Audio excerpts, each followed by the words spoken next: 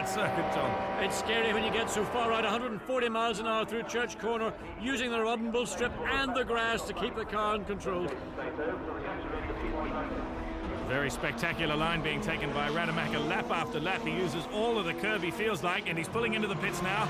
Menu probably, yeah, him as well. This is going to be very, very busy. Ford versus Vauxhall. Ford up first. They have their pits at the beginning of the pit lane. Rademacher's at the very end. Menu down 5.44 seconds. Rademacher's down in 5.24, so Rademacher retains the advantage over Menu. Nose to tail they leave. There's Tarquini in the pits. And there's got to be a problem. I mean, you can measure this pit stop with a calendar, not a stopwatch. Yeah, look, you can see even the boom that holds the airlines, it's damaged. Something's happened to Tarquini. He came into the pits, but something just seems to have gone so wrong for the Italian team. Well, here's your answer. And there you can see the team did not expect Tarquini in a miscommunication, but also he drives over one of the airlines that's trapped under the car. So they're trying to get the car up, get the wheels off. Disaster. Matt Blair's lot are out in the pit lane. You're going to have to swerve in behind them. Somehow. Okay, mate, got you. I'm in this lap. I'm coming to the lane now. Well, Matt Neal being warned of a traffic jam in the pit lane. He's going to make his pit now. He's getting ready to do it. This is the last chicane before the pit entrance, but he knows he's got to negotiate past one of the other cars in the pits as well. That's Blair coming in behind us. The two independent Hondas in fact, they've got consecutive pits, so they're cut in. For Matt Neal, we look at the time, 4.60. Colin Blair a lot longer. Great stop from the independent team. Matt and Steve Neal. Colin Blair goes out at a slightly more leisurely pace in 11.2 seconds. Not the circuit to give away time like that. Rademacher is trying to fend off Alain Menu. Remember, they came back out of the pits together. The Vauxhall driver just ahead of the Ford pilot, and he's still holding him off. Now we're on board with Matt Neal, the independent Nissan. We must be, because we're looking back and there's a Honda chasing us. This happens to Matt Neal lap after lap. Out onto the back of the circuit, and he's really coming under pressure. In fact, he's coming under more than just pressure. Leslie slid on the inside. Remember, Matt Neal has just come out after a pit stop. Side by side, Church Corner is next. This is very fast. Leslie slides through on the inside. He's off. Leslie spun, Neal's off with him. They're going over 100 miles an hour through there. Amazingly, no major contact. That was a huge moment. Leslie made the pass, but it all went wrong at the apex. Being knocked off at Church by Leslie. He spun in front of me. I'm okay, I'm back on the track, but my rad's full of grass. I'm going to need, something else happened. What else has happened? I think I've got a flipper or something. Coming up into the lane now. That's the voice of a man with a heartbeat of over 200 a minute. Matt Neal trying to regroup as he limps back towards the pits. There he is now. And look at the front of that car.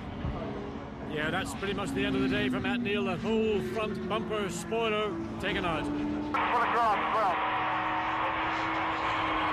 Knock it on the edge.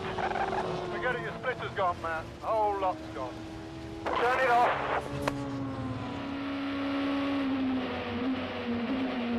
This bloke looks pretty strong though, Ivan Muller. And he's closing in on his teammate. He's more than closing in. That's Jason Plato, the race leader, his teammate, and his left-hand indicator is on, and we know what that means. I think it must be a faulty indicator switch. That is not motor racing in my view, and it's not what Jason Plato would ordinarily expect to do. And he gets an acknowledgement. It's a bit like a couple of truck drivers down the M1. 10-4, good buddy, thanks a lot. I owe you a beer. Jason Plato moving to one side, and plainly, team orders working all the way through for the Vauxhall team, with Ivan Muller the beneficiary. Running out indeed. In fact, the pit crew are running out. They're running out to the pit wall to congratulate them, because for Vauxhall, this is really their day. 1-2, Muller, Plato, who let Muller through, right behind him. You can complain about team orders, you can complain that Muller perhaps was gifted this win, but you cannot criticize Vauxhall for the performance of these cars. Vauxhall absolutely dominant this afternoon. Muller and Plato 1-2. Well done, guys. Well done. Well done, guys.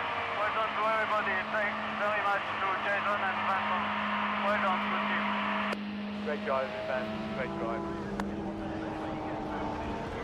Ivan Muller, brilliant driver, great sportsman, thanking his teammate, letting him through, playing the team game. Alan Morrison, as always, such a strong runner in Class B, through the chicane for the last time to take out the Class B honours.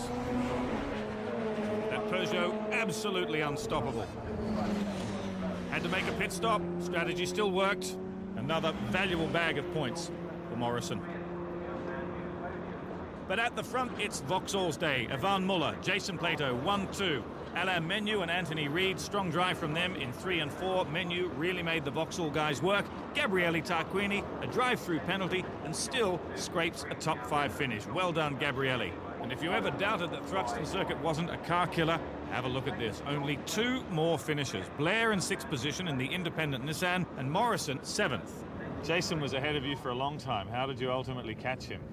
Because he slowed down a bit his speed and he let me pass because it was like this. Is it team orders or? Probably. And that's the tactic for the year? You know, when you fight with one team like Ford or Honda, you have to work all together, and is what's happened. I feel very happy about this, of course, because that means the team are very close together. I think it's the best strategy. We're a team. We're here to win the championship for Vauxhall, and that's our priority, and that's the only thing we're here to do.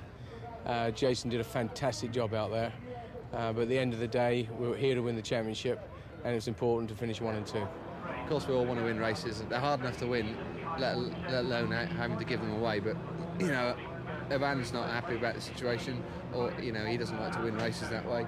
But, you know, I just got to keep his fingers crossed. One day it'll be my turn. But 6 races in, that's a bit early for team orders, isn't it? Well, we'll have this conversation in the last race, shall we? It's never too early. We need points in the bag. We want to win the championship for Vauxhall, and we're starting now. Those team orders push Muller into 2nd in the overall points, just 6 behind Ford's Alain Menu. But Jason Plato in equal 3rd, just 3 points off his teammate, must be thinking, what if? He shared the spot with Anthony Reid, who leaps ahead of his teammate Ricard Rydell.